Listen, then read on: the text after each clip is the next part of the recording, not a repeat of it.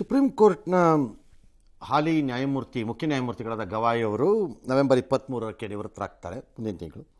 ಆ ಜಾಗಕ್ಕೆ ನ್ಯಾಯಮೂರ್ತಿಯಾದಂಥ ಹಿರಿಯ ಸೂರ್ಯಕಾಂತ್ ಅವರ ಹೆಸರನ್ನು ಕೇಂದ್ರ ಸರ್ಕಾರಕ್ಕೆ ಶಿಫಾರಸು ಮಾಡಿದ್ದಾರೆ. ಈಗಿನ ಮುಖ್ಯ ನ್ಯಾಯಮೂರ್ತಿಗಳು ಅಂತ ಹೇಳಿದ್ದಾರೆ. ಶಿಫಾರಸಲ್ಲ, ನಾಮಕರಣ. ಶಿಫಾರಸು ಅಂದರೆ ಒಂಥರ ಯಾರ ಪ್ರಭಾವ ಬೀರಿದ್ರು ವಶೀಲಿ ಅಂತ ಆಗ್ಬಿಡುತ್ತೆ, ಹಂಗಲ್ಲ. ಅದವರ ಸೀನಿಯಾರಿಟಿ ಮತ್ತು ಅರ್ಹತೆಯ ಮೇಲೆ ನಾಮಕರಣ ಆಗುತ್ತೆ ಮತ್ತು ಅವರೇ ಆಗ್ತಾರೆ. ಅದೇನು ದೊಡ್ಡದಿಲ್ಲ. ಅವ್ರಿಗೆ 14 ತಿಂಗಳು ಇರುತ್ತೆ ಅವಕಾಶ. ಹರಿಯಾಣದ ಹಿಸ್ಸಾರಲ್ಲಿ ಮಧ್ಯಮ ವರ್ಗದಲ್ಲಿ ಜನಿಸಿದ ಅವರು ಈ ಹಂತವನ್ನು ತಲುಪಿದ್ದಾರೆ.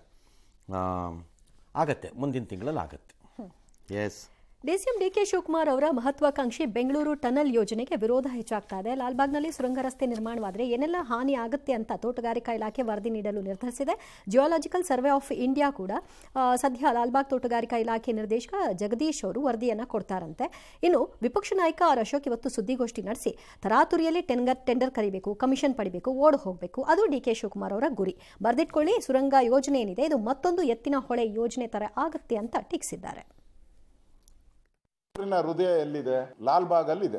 ನೀವು ಅಲ್ಲಿಗೆ ಸುರಂಗ ತೋಡ್ಬಿಟ್ಟಿದ್ದೀರಲ್ಲ, ಎತ್ತಿನೊಳೆ ಮಾಡಿದ್ರಲ್ಲ, ಇದು ಹಂಗೆ. ರಾಹುಲ್ ಗಾಂಧಿಗೆ ಎಷ್ಟು ಕಮಿಷನ್ ಕೊಡ್ತಿದ್ರೆ ಟನಲ್ ಯೋಜನೆಯಲ್ಲಿ ಅಂತ ನೀವು ಕೇಳಿದ್ದೀರಾ? ಹೌದು, ಅಲ್ಲಿಗೆ ಹೋಗ್ಬೇಕಲ್ಲ. ಬಿಆರ್ ಎಲೆಕ್ಷನ್ ಮಾಡೋಕ್ಕೆ ಈ ಟನಲ್ ಮಾಡಿ ಟನಲ್ ರೋಡಲ್ಲಿ ಮಾಡಿದ್ದನ್ನು ಕಳಿಸುವಂಥದ್ದು ವ್ಯವಸ್ಥೆ ಅಷ್ಟೇ. ಇದ್ರ ಬಗ್ಗೆ ಹೋರಾಟವನ್ನು ನಾವು ಪ್ರಾರಂಭ ಮಾಡ್ತೀರಿ. ದುಡ್ಡು ಹೊಡಿತಾರೆ, ದುಡ್ಡು ಹೊಡೆಯಲ್ಲ, ನನಗೆ ಗೊತ್ತಿಲ್ಲ. ಒಬ್ಬರು 40, ಒಬ್ಬರು 45 50 ಇದ್ದೀರಿ.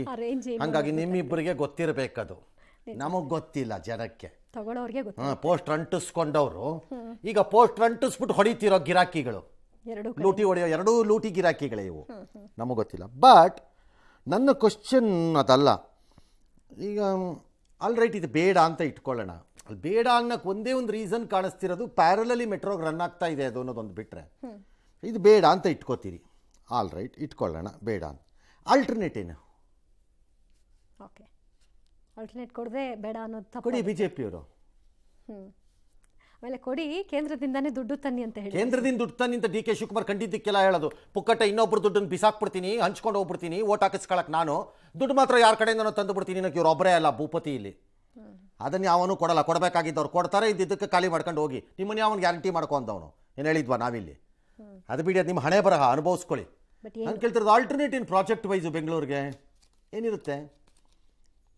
ಎರಡನೇದು, ಯಂತ್ರಗಳ ಸದ್ದಿನಿಂದ ಶಬ್ದ ಮಾಲಿನ್ಯ ಆಗಿ ಪಕ್ಷಿಗಳು ವಲಸೆ ಹೋಗಬಹುದು ಅಂತ ಯಾರು ಅತ್ಯಂತ ಬುದ್ಧಿವಂತರು ಇದನ್ನು ಬರ್ಕೊಟ್ಟಿದ್ದಾರೋ ನನಗೆ ಗೊತ್ತಿಲ್ಲ. ಹೇಗೆ ಹೋಗತ್ವೆ ಅವು? They go in a depth of minimum 15 ಅಡಿನೋ 20 ಅಡಿನೋ ಡೆಪ್ತಲ್ಲಿ ಹೋಗ್ತಾರೆ. ಆ ಡೆಪ್ತಲ್ಲಿ 20 ಅಡಿಯಲ್ಲಿ ಬರ್ತಿರೋ ಶಬ್ದ ಮೇಲ್ಗಡೆ ಕೇಳಿಸೋದಾದರೆ, ಈಗ ಮೆಟ್ರೋಗೆ ಕೆಳಗಡೆ ಹೋಗ್ತಾ ಇದ್ದಾರಲ್ಲ, ಅಲ್ಲಿ ಎಷ್ಟೆಷ್ಟು ಪಕ್ಷಿ ಯಾರೋಗಿರ್ಬೇಕೀಗ? ಏನು ಅನ್ಸೈಂಟಿಫಿಕ್ ಆಗಿ ಮಾತಾಡೋದೇ ಒಂದು ದೊಡ್ಡ ಕಲೆ ಅನ್ಕೊಂಬಿಟ್ಟಿದ್ದಾರೆ ಎಲ್ಲರೂ.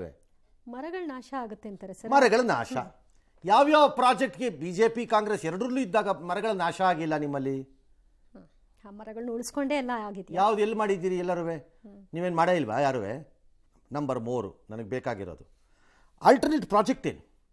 ನಂಬರ್ 4, ಸುರಂಗ ಹೋಗಬಾರ್ದು. ಸುರಂಗ ಹೋಗ್ಬಾರ್ದು. ಲಾಲ್ಬಾಗಲ್ಲಿ ಸುರಂಗ ಹೋಗೋದ್ರಿಂದ ಎಕ್ಸಾಕ್ಟ್ಲಿ ಲಾಲ್ಬಾಗಾಗೋ ಸಮಸ್ಯೆ ಯಾರೊಬ್ಬರು ನನಗೆ ಎಕ್ಸ್ಪ್ಲೈನ್ ಮಾಡಬೇಕು. ಅಲ್ಲಿವರೆಗೂ ನಾನು ಒಪ್ಪಲ್ಲ ಅದನ್ನು. ಯಾಕೆ ಅಂದರೆ, ಕಬ್ಬನ್ ಪಾರ್ಕ್ ಕೆಳಗಡೆ ಸುರಂಗ ಹೋಗಿದೆಯಲ್ಲ, ಈಗ ಕಬ್ಬನ್ ಪಾರ್ಕ್ ಕೆಳಗಡೆ ಹೋಗಿದೆಯಲ್ಲ, ಏನು ನೀವೇನು ಕಳಕ ಬೀಜ ತಿಂತಿದ್ರಾ ಬಿಜೆಪಿನವರಾಗ? ಹೋಗಿಲ್ವಾ ಅಲ್ಲಿ? ಹಾಗಿದ್ರೆ ಅಲ್ಲೂ ಆಗಬೇಕಿತ್ತು. ಅಲ್ಲಿರೋ ಪಕ್ಷಿಗಳೆಲ್ಲ ಎಲ್ಲೋದ್ವು? ಮೋಸ್ಟ್ಲಿ ಅವೆಲ್ಲ ಇದಕ್ಕೆ ಹೋಗಿರ್ಬೋದು, ಆಂಧ್ರ ಪ್ರದೇಶಕ್ಕೆ ಹೋಗಿರ್ಬೋದು. ಅಲ್ಲೇ ಯಾಕೆ ಸರ್? ಅಲ್ಲ, ನಾವು ಅದೇ ಅಲ್ಲೊಬ್ಬ ಮಹಾನ್ ಇಂಟೆಲಿಜೆಂಟ್ ಸೂಪರ್ ಐನ್ಸ್ಟೀನ್ ಮೊಮ್ಮಗ ಒಬ್ಬ ಇದ್ದಾನೆ ಅಲ್ಲಿ ಮಿನಿಸ್ಟರ್ ಆಗಿ. ಅವ್ನು ಕರ್ಸಿರ್ಬೇಕು. ಇಲ್ಲ, all birds please come, I have facility ಅಂದಿರಬೇಕು. ಎಲ್ಲ ಬರ್ಡ್ಸ್ ಅಲ್ಲಿ ಹೋಗಿರಬೇಕು. ಮತ್ತೆ ಅಲ್ಲಿ ಹೋಗಿಲ್ವ ಸುರಂಗ ಈಗ ಕಬ್ಬನ್ ಪಾರ್ಕಲ್ಲಿ? ಹೇಗೆ ಎಕ್ಸಾಕ್ಟ್ಲಿ ಹೇಳಿ? ಲೂಟಿ, ದುಡ್ಡು, ಹೇಸ್ಗೆ ಅದೆಲ್ಲ ನಿಮಗೆ ಬಿಟ್ಟಿದ್ದು, ನಮಗೆ ತರಬೇಡಿ. ನಿಮ್ಮ ಪಾಂಡಿತ್ಯ, ಪರಿಣತಿ, ಎಕ್ಸ್ಪರ್ಟೀಸ್ ಮಧ್ಯೆ ನಮಗೆ ಬರೋಕ್ಕಾಗಲ್ಲ. ನಮ್ಮ ಕೈಲಿ ಶಕ್ತಿ ಇಲ್ಲ. ಅದು ನಿಮಗೆ ಬಿಟ್ಟಿದ್ದು. ನೀವೇ ಸೆಟ್ಲ್ ಮಾಡ್ಕೊಳ್ಳಿ. ಲಾಸ್ ಏನು ಹೇಳಿ? ಜೀನಿ ಸ್ಲಿಮ್ ರೆಫರ್ ಮಾಡ್ಬೇಕಾದ್ರೆ ಕಾರಣ ಏನಂದ್ರೆ, ವೇಟ್ ಲಾಸ್ ಸಲುವಾಗಿ ನನ್ ಬಾಳ ಜನ ಕೇಳಿದ್ರು. ಫಸ್ಟ್ ನಾನ್ ತಗೊಂಡು ನನಗೆ ರಿಸಲ್ಟ್ ಬಂದ್ಮೇಲೆ ಆಮೇಲೆ ನಾನು ಜೀನಿ ಸ್ಲಿಮ್ ಇನ್ನೊಬ್ಬರಿಗೆ ಪ್ರಿಪೇರ್ ಮಾಡಿದ್. ಸುಸ್ತಾಗೋದು ಕಡಿಮೆ ಆಯ್ತು, ವೀಕ್ನೆಸ್ ಅದು ಏನೂ ಇಲ್ಲ, ಪೂರಾ ಹೆಲ್ದಿ ಅದೇನೆ. ವೇಟ್ ಜಾಸ್ತಿ ಇರೋರಲ್ಲಿ ಏನೇ ಡೌಟ್ ಇಲ್ಲದೆ 100% ಬಳಸಬಹುದು. ಪ್ರತಿದಿನ ನಮ್ಮ ಜೀನಿ ಸ್ಲಿಮ್ ನ ಯೂಸ್ ಮಾಡಿ ಯಾವುದೇ ಸೈಡ್ ಎಫೆಕ್ಟ್ ಇಲ್ದಂಗೆ ನೀವು ಸಣ್ಣ ಆಗ್ತೀರಾ. ರಾಜ್ಯಾದ್ಯಂತ ಸದ್ದು ಮಾಡ್ತಾ ಇದ್ರು ಬುರುಡೆ ಕೇಸಿಂದು ವರದಿ ಈ ತಿಂಗಳಲ್ಲಿ ಕೊಡ್ತಾರಂತೆ, ಈ ತಿಂಗಳ ಅಂತಿಮದಲ್ಲ. ಕೊಡ್ರಪ್ಪ, ಸುಮ್ಮನೆ ಅದನ್ನು ಇನ್ನೊಂದು ಬುರುಡೆ ಥರ ಬಿಡ್ತಾ ಕೂತ್ಕೋಬೇಡಿ. ಕೊಡ್ಬೋದು ಅಂತ ನಮ್ಮ ಇವರಿದಾರಲ್ಲ, ಯಾರು ಸರ್? ಯಾರು? ಚಿನ್ನಯ್ಯನ ಅಲ್ಲ, ಗೃಹ ಸಚಿವರು ಗೃಹದಲ್ಲೇ ಇರ್ತಾರೆ ಅವ್ರು ಪಾಪ. ಅವರು ಮಧ್ಯಂತರ ಅಥವಾ ಪೂರ್ಣನ ಗೊತ್ತಿಲ್ವಂತೆ ಏನು ಕೊಡ್ತಾರೆ ಅಂತ. ಇನ್ನು ಅದು ಯಾರಿಗೋ ಹಾಜರಾಗಲಿಲ್ವಂತೆ, ಅವ್ರಿಗೆಲ್ಲರಿಗೂ ಒಂದು 4 ದಿನ ಅವಕಾಶ ಕೊಟ್ಟಿದ್ದಾರಂತೆ. ಅವ್ರ ಪರವಾಗಿ ಯಾರೋ ಇವತ್ತೊಂದು ದಿನ ಪ್ರೊಟೆಸ್ಟ್ ಮಾಡಿದ್ರಂತೆ ಗಡಿಪಾರ ಆದೇಶದ ವಿರುದ್ಧ. ಏನಕ್ಕೆ ಪ್ರೊಟೆಸ್ಟ್ ಮಾಡಬಾರ್ದು ಅಂತಿದ್ರು. ಅಲ್ಲಿ ಯಾಕ್ರಿ ಪ್ರೊಟೆಸ್ಟ್ ಮಾಡ್ತೀರಿ? ಕೋರ್ಟ್ಗೆ ಹೋಗಿದ್ದಾರಲ್ಲ ಅವರೇ, ಅಲ್ಲೋಗಿ ಮಾಡಿ. ಅವರೇ ಕೋರ್ಟ್ಗೆ ಹೋಗಿದ್ದಾರಲ್ಲ, ನಿಜ. ಅವ್ರು ಅದನ್ನ ಅಲ್ಲಿ ಮಾಡಬೇಕು. ಸುಮ್ಮನೆ ಜೈಘೋಷ. ಆಮೇಲೆ ಸುಜಾತಾ ಭಟ್ ಅನ್ನೋ ಹೆಣ್ಣು ಮಗಳನ್ನು ಕರ್ಕೊಂಬಂದು ಇದೆಲ್ಲ ಮಾಡಿಸಿದ್ದಂಥ ಗಿರಾಕಿಗಳು ಮಾಡಿದ್ದಕ್ಕೆ ಏನು ಪ್ರೊಟೆಸ್ಟ್ ಮಾಡಬೇಕು ಅನ್ನೋದನ್ನೂ ಹೇಳಿ, ಅದು ಹೇಳಿ.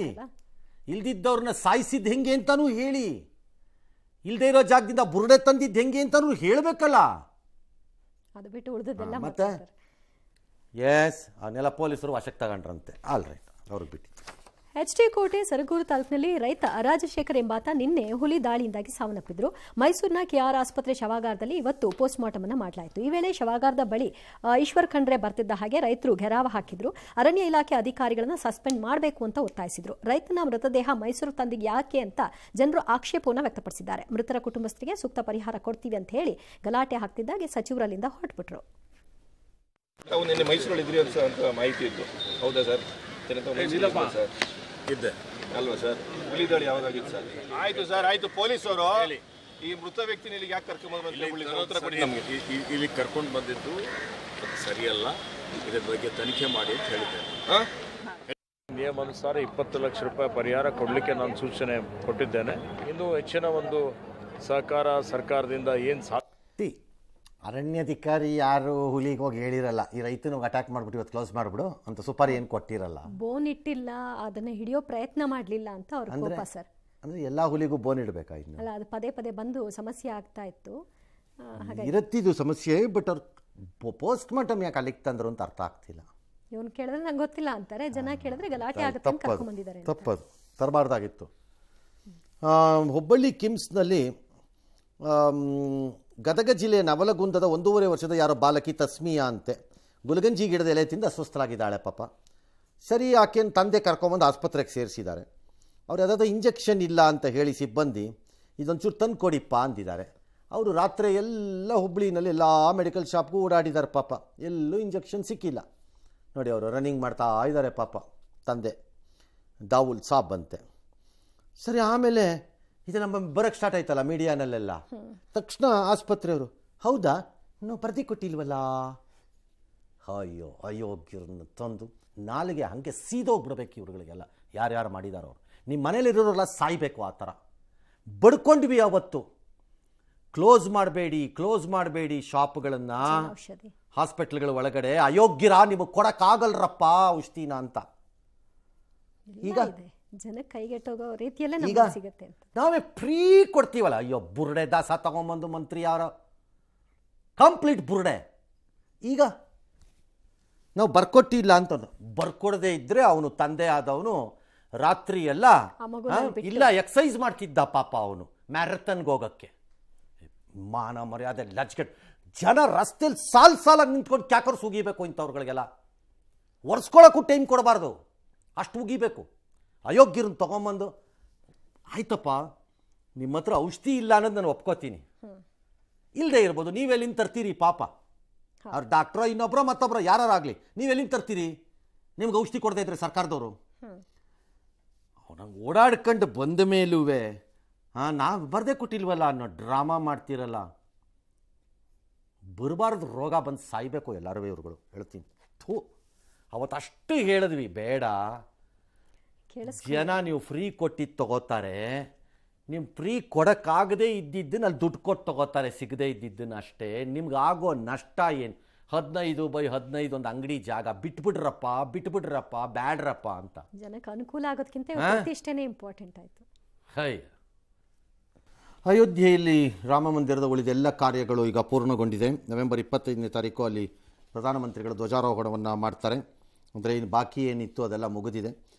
ಜನರಿಗೆ ಸಂಬಂಧಪಡದಿದ್ದಂಥ ಒಂದಿಷ್ಟು ಕೆಲಸ ಇದೆಯಂತೆ, ಅದರ ಪಾಡಿಗೆ ಅದು ಮಾಡ್ಕೋತಾರೆ, ಜನಕ್ಕೂ ಅದಕ್ಕೂ ಸಂಬಂಧ ಇಲ್ಲ ಅದು. ಇದು 25ನೇ ತಾರೀಕು ನವೆಂಬರ್ ನಡೆಯುತ್ತೆ ಕಾರ್ಯಕ್ರಮ.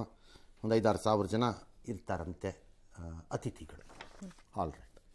ಹಾರ್ಡ್ ಡಿಸ್ಕ್ನಲ್ಲಿದ್ದ ಅಶ್ಲೀಲ ವಿಡಿಯೋ ಡಿಲೀಟ್ ಮಾಡಲು ನಿರಾಕರಿಸಿದಂತಹ UPSCಯ ಆಕಾಂಕ್ಷಿಯನ್ನ ಆತನ ಜೊತೆ ಲಿವಿಂಗ್ ರಿಲೇಷನ್ಶಿಪ್ನಲ್ಲಿದ್ದಂತಹ ಯುವತಿ ಹಾಗೂ ಆಕೆಯ ಮಾಜಿ ಬಾಯ್ ಫ್ರೆಂಡ್ ಸೇರಿ ಸುಟ್ಟು ಹಾಕಿರುವಂತಹ ಘಟನೆ ದೆಹಲಿಯಲ್ಲಾಗಿದೆ.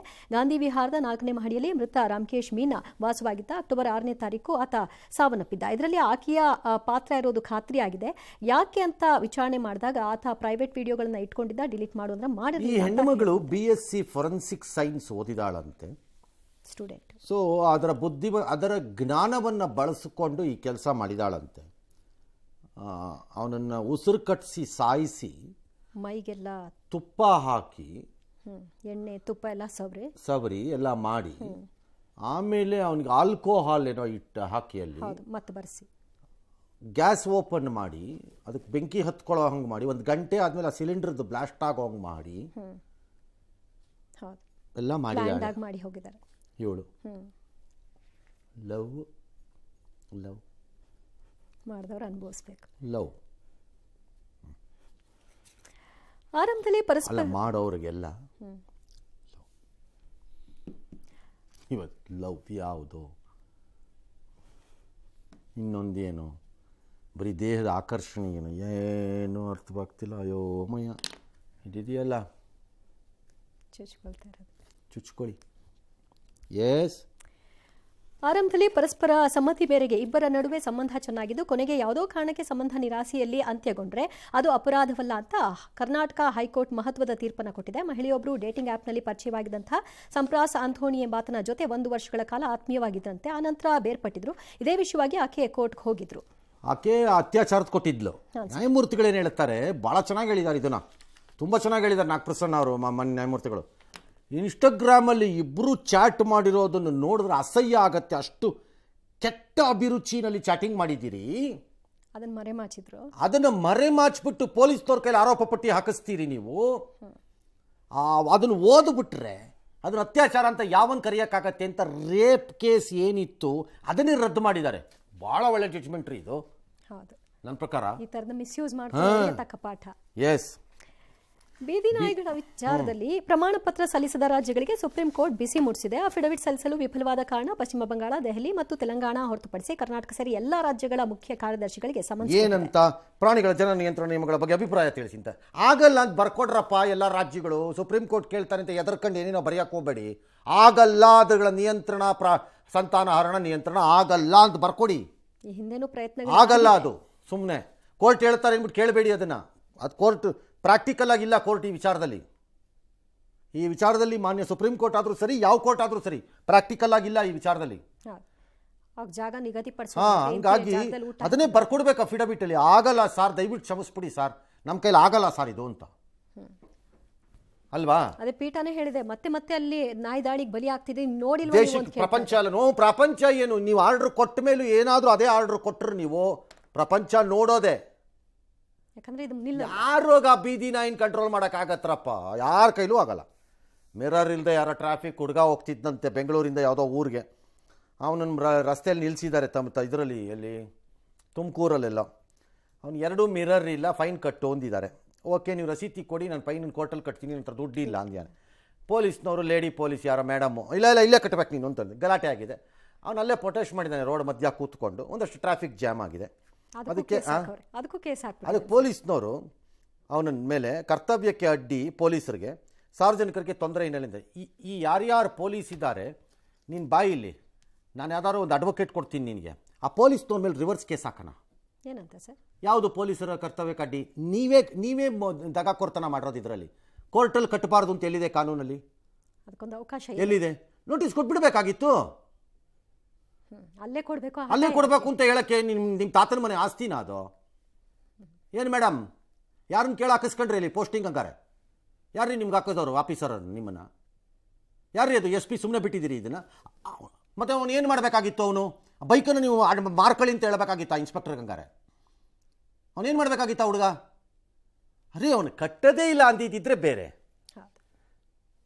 And there is a provision ಚಲನ್ಗೆ. ಚಲನ್ ಮಾಡಿ ಬಿಡೋದಲ್ವಾ? ಎಸ್